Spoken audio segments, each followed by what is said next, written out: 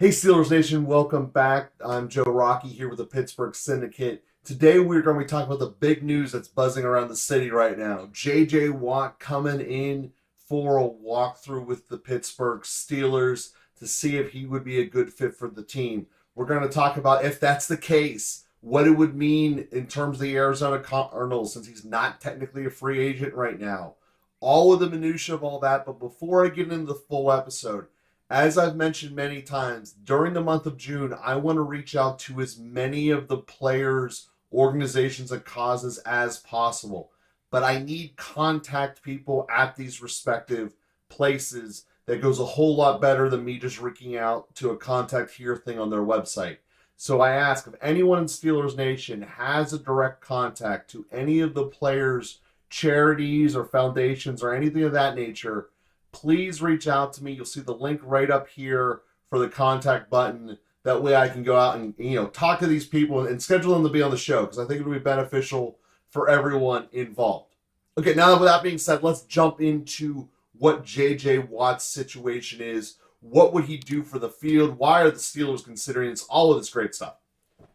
Obviously, Tomlin loves Hall of Famers. I mean, what coach doesn't, really? I mean, we're talking about one of the best pass rushers of all time. An undisputed stalwart leader off the field.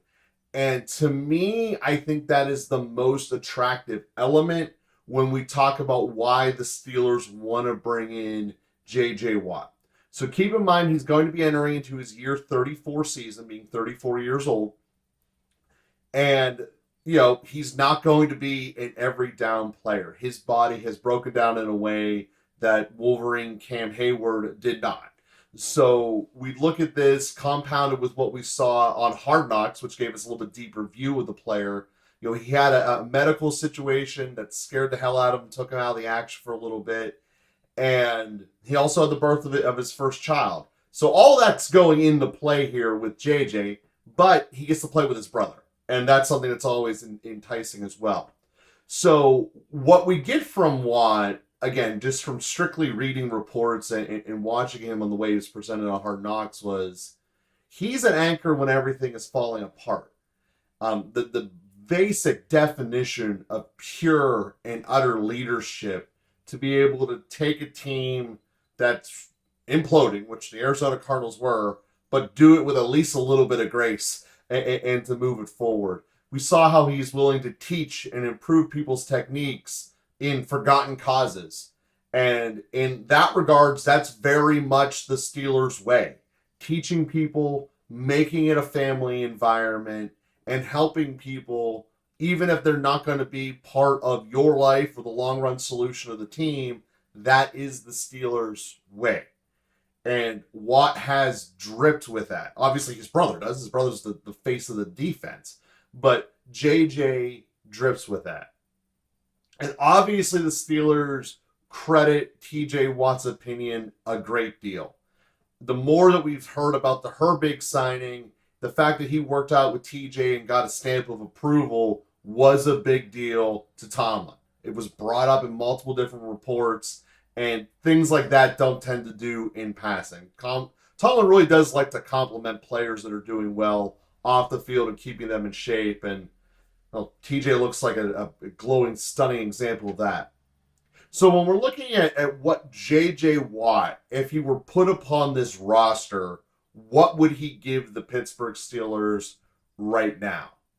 Well, historically, he's never played in this type of defense. He's always been the outside rusher with his hand in the ground.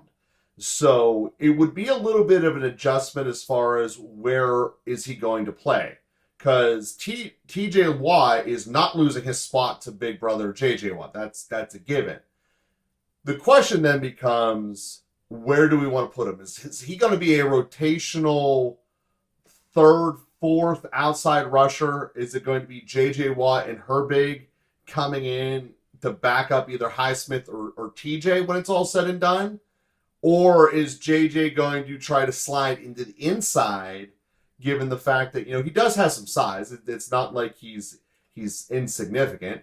We're going to try to slide him into the inside and play or spell Cam, depending upon how the depth chart comes out. I don't see us using him on running downs regardless of his ultimate position. I see him coming in essentially as a pass rush specialist, and given the miles on his tires, I think that's the right call. If you were going to bring him in, putting him out there just to be the run stopper, that doesn't make sense. Tackling Nick Chubb doesn't make the difference. Bringing down Watson, bringing down Burrow, now that's a different conversation. Now, that's where I believe the benefit is. But if we're talking about an outside spell position, I'm not taking TJ off the field to put his older brother out there. Nor am I taking Highsmith off either. So it really puts into an interesting question. First off, capitalizes upon the rest of the theme of training camp. The Pittsburgh Steelers do not care about injury concerns. So the fact that they'd even be considering this exemplifies that even more.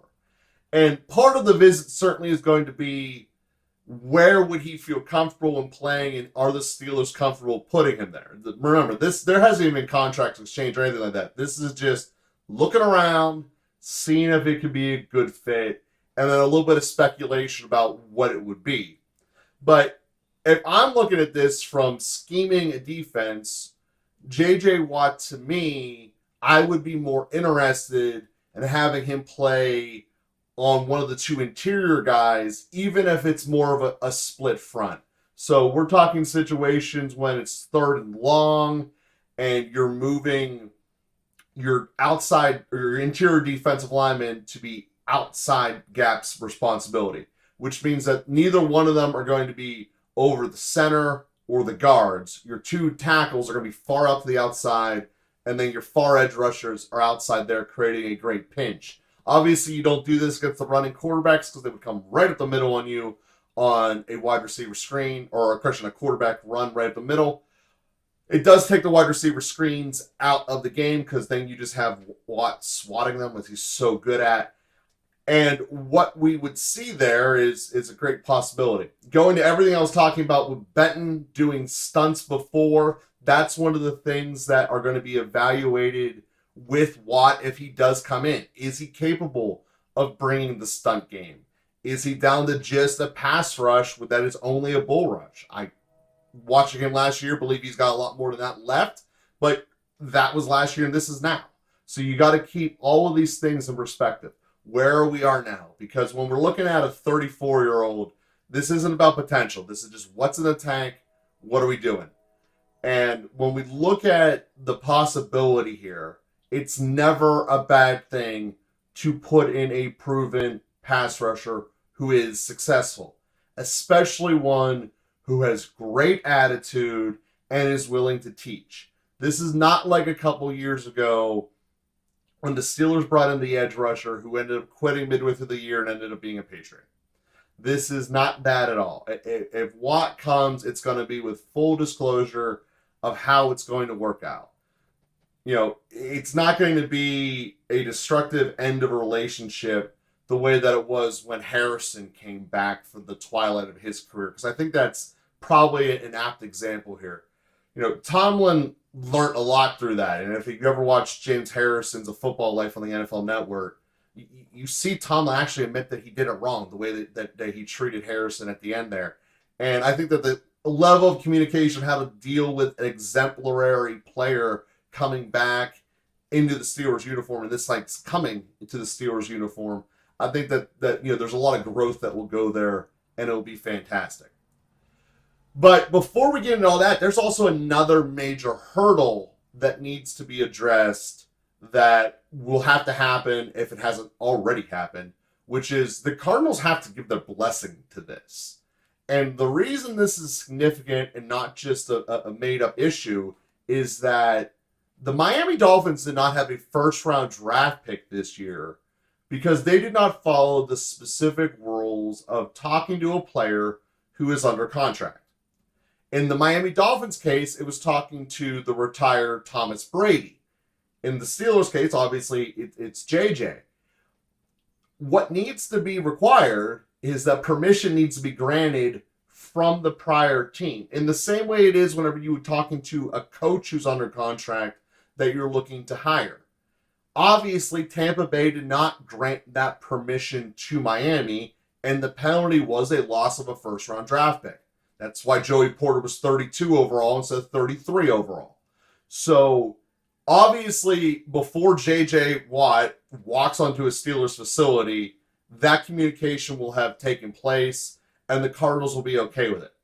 The other thing is, as a result of the retirement rules of the NFL, the team that you retired from still has rights to you for a calendar year. So we will have to give some form of compensation to the Cardinals. Now, I do not expect it to be anything of any significance whatsoever. I just don't. And the whole reason for this is because he said he's only going to come here. So the Cardinals basically could play the, well, if we don't get our toy, you don't get them either, which is possible. But when we look at another example of players that have value and say, I'm only going to play here, we can look at that Jets trade with Aaron Rodgers. Aaron Rodgers only had one suitor who would have taken him, the Jets. And when the Packers originally started the trade offer, it started with 4 first-round picks. Now, it eventually dwindled down to swapping first-round picks in this year, a guaranteed second, and potentially a first next year or a guaranteed second next year. So in reality, what they really netted each other was Aaron Rodgers went from being worth 4 first-round picks to 1 first in the future year and a second this year. And there's a little bit extra minutia in that, but that was basically the essence of it. So when I look at this all said and done, that trade doesn't happen unless JJ's coming here, by the way. Like the Steelers wouldn't do it if he comes, does a visit, says, oh, I like your facilities, I just don't want to be a player anymore. Because the other possibility is he always could sign as some form of a coaching assistant type role, in which case none of this matters. There is no chance of a problem at all. The NFL doesn't care if you turn former players into coaches. They actually really encourage that. They like that. So all of this to say that this is a giant star for the Pittsburgh Steelers, or it's a how stupid can Miami be? Both are probable. But I point that out not to just go down a trip of destroying and hating on Miami, which if you want to see more of that, check out my other channel, Local Football Flavor. Miami is a train wreck, just waiting to happen. But the bottom line is that the Steelers are entertaining bringing in J.J. Watt. The Steelers obviously love the family. Tomlin is big on family. The Steelers are big on family. Does he have a lot in the tank to produce? Yeah, the guy put up a lot of sacks last year, a lot of productions. The contract that we would be absorbing from him just outright from the Cardinals, because we wouldn't have to pay his signing bonus, it would just be a $1.1 million cap hit to the Steelers. Basically nothing. And, you know, when you look at that, that's really a no-risk scenario, right? You're nearly, you're actually below league minimum because you're only paying the base part of the salary for someone at 34 years old. So the Steelers are just incredibly beneficial in this opportunity. Will it come to pass? I don't know. But if it does, and J.J. Watt is on your roster as a supplemental pass rusher, either your 3rd or 4th on your depth chart at outside linebacker, or realistically probably the same number at interior pass rusher, I don't see a way the Steelers wouldn't win the sack record. I already think they're going to, based upon the depth that they brought in from the draft. The Herbig and Benton additions, I do believe, are going to give the Steelers the sack record back, taking it way away from Philadelphia, showing them who the people who sack in this state are. And I think it's going to be phenomenal. So overall, are we going to bring in JJ? Are we not? It's probably really going to come down to JJ and how he wants to be in the system. Because his entire NFL career, he has been the man. He's not going to be that here because it's going to still be TJ's and Cam's team. That part will never change, no matter how many Hall of Famers we add in here. But there is something enticing that he has said that he wants to play with his brother. Again, go back to that final episode of Hard Knocks, whenever they give JJ sitting there and watching all of the retirement all the retirement messages come to him based upon other players in the league, the one that by far and away struck him the most was when TJ sent it. And obviously, family relations, a lot going on there, but you can see why he'd want to be here. And you can see why the Steelers would want to have him here. On the field, I mean, you basically have no more fears about depth at outside linebacker. You have no more fears of any of your front four, really, as soon as he's here. And we sit back and look at this team, the depth issues they had just 2 years ago. And now, basically none. Now, granted, this is the time of the year of health and optimism. I know that. I keep repeating that. But that's a legitimate answer. This isn't hoping that Rousseau shows up, because it didn't. This is, wow. Herbig's legit, dude. J.J. Watt, obviously legit, dude. Those are your two backups for outside linebackers. You don't have questions anymore. Interior, Cam, Ogunjobi, legit dudes. You now have Benton, a second-round pick, who arguably could have gone at 33 or 32. And then you have J.J. Watt as your swing interior guy, not to mention Liao, whatever he ends up developing into, as a third-round pick the year before. Your interior is really set. And the other thing that just looking at this that J.J. Watt could potentially do for you, looking at when we expand the picture out for roster creation conversations, if J.J. Watt on paper ends up being the fourth outside linebacker, great and fine. It opens up, and he also is technically your fifth interior lineman, which you can make an argument is totally acceptable. Then, all of a sudden, you found an extra roster spot to make someone like Miller be more likely to be on the team.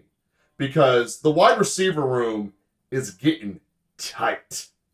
And I want to bring that up as just something to think about. Because that's obviously as we get closer to training camp, roster rooms are going to be getting there. But we look across this team, there is talent in abundance that the Steelers have not had in late May or in mid-May in a long time. And this team is just stacked and ready to go. And Steelers Nation, again, I firmly believe we are going to lead the league in sacks again. And when you get sacks and you have many ball hawking players in that secondary, you get turnovers. And the easiest way to see a quarterback develop, give him a short field and give him low pressure situations. Short fields, lots of sacks. Defense is carrying this team. Here we go, Steelers. Here we go.